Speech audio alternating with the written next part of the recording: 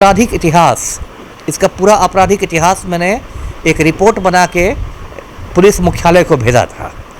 और दर्शकों को मैं बता दूं कि वो जो मेरी रिपोर्ट थी, उस रिपोर्ट को भी सुप्रीम कोर्ट के सामने पेश किया गया। मतदान चल रहा था, वोटिंग चल रही थी।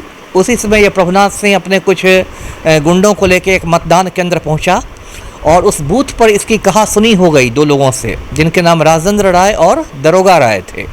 और कहासुनी के बाद इसने दोनों की हत्या करवा दी। प्रभुनाथ सिंह को एक दोहरे हत्याकांड में, डबल मर्डर्स में फिर से दोषी पाया है। प्रभुनाथ सिंह है, ये महाराजगंज से सांसद रह चुका है, महाराजगंज का एमपी था और एक खूंखार अपराधी भी है। इसने मसरख के विधायक की हत्या करवा दी थी, अशोक सिंह उनका नाम था, मसरख के एमएलए थे। प्रभुनाथ सिंह को उम्र कैद की सजा हो गई। ये झारखंड के हजारीबाग जेल में बंद था। इसमें पूरी संभावना है कि इसको उम्र कैद की सजा मिलेगी, क्योंकि फांसी की सजा अब बहुत दुर्लभ हो गई है, बहुत दुर्लभ मामलों में ही मिलती है। तो पूरी संभावना है इसको उम्र कैद की सजा मिलेगी। निचली अदालत में प्रभुनाथ सिंह बाइज्जत बरी हो गया। पटना हाई कोर्ट में भी प्रभुनाथ सिंह बाइज्जत बरी हो गया।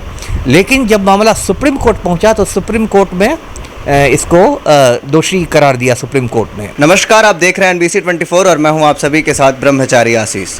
आज हमारे साथ मौजूद है पूर्व IPS अधिकारी अमिताभ दास।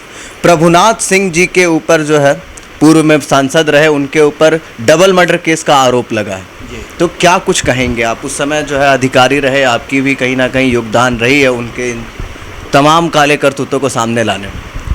जी, सही कहा आपने। देखिए, मैं दर्शकों को पहले बता दूं ये पूरा मामला क्या है। ये तो प्रभुनाथ सिंह है, ये महाराजगंज से सांसद रह चुका है, महाराजगंज का एमपी था और एक खूंखार अपराधी भी है।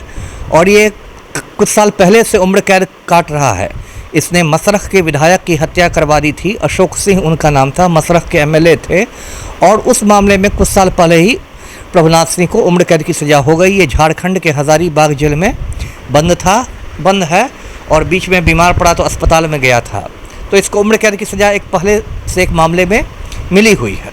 अभी जो लेटेस्ट बात है, वो 2-3 दिन पहले सुप्रीम कोर्ट ने प्रभुनाथ सिंह को एक दोहरे हत्याकांड में, डबल मर्डर्स में फिर से दोषी पाया है। और अभी सज़ा नहीं सुनाई गई है, सज़ा सुनाई जाएगी 1 सितंबर को। लेकिन उसमें पूरी संभावना है कि इसको उम्र कैद की सज़ा मिलेगी, क्योंकि फांसी की सज़ा अब बहुत दुर्लभ हो गई है, बहुत दुर्लभ मामलों में ही मिलती है। तो पूरी संभावना है इसको उम्र कैद की सज़ा मिलेगी। अब मैं उस डबल मर्डर के बारे में दर्शकों को बताता हूँ क्या हुआ था। ये 1995 की बात है, 95 की बात है, मतलब आज से 28 बरस पहले। और उसमें बिहार विधानसभा के चुनाव हो रहे थे और मतदान चल रहा था, वोटिंग चल रही थी। उसी समय ये प्रभुनाथ सिंह अपने कुछ गुंडों को लेकर एक मतदान केंद्र पहुंचा और उस बूथ पर इसकी कहासुनी हो गई दो लोगों से, जिनके नाम राजेंद्र राय और दरोगा राय थे। और कहासुनी के बाद इसने दोनों की हत्या करवा दी। तो ये डबल मर्डर का केस हो गया। उसमें देखिए, ये 28 साल पुराना मामला है। तो पहले मामला निचली अदालत में गया ट्रायल के लिए। निचली अदालत में प्रभुनाथ सिंह बाइज्जत बरी हो गया।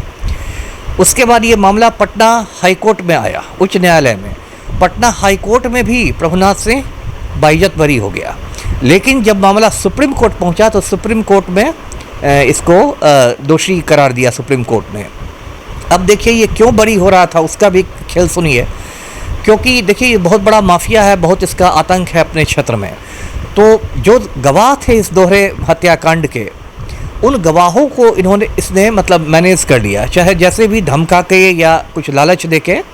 और वो गवाह जो थे वो सुनवाई के दौरान पक्षद्रोही हो गए, मतलब होस्टाइल हो गए।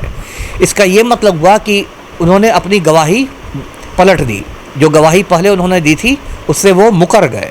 तो गवाहों के मुकरने की वजह से क्या हुआ कि इसका लाभ मिल गया और निचली अदालत में ये बरी हो गया, हाई कोर्ट में बरी हो गया।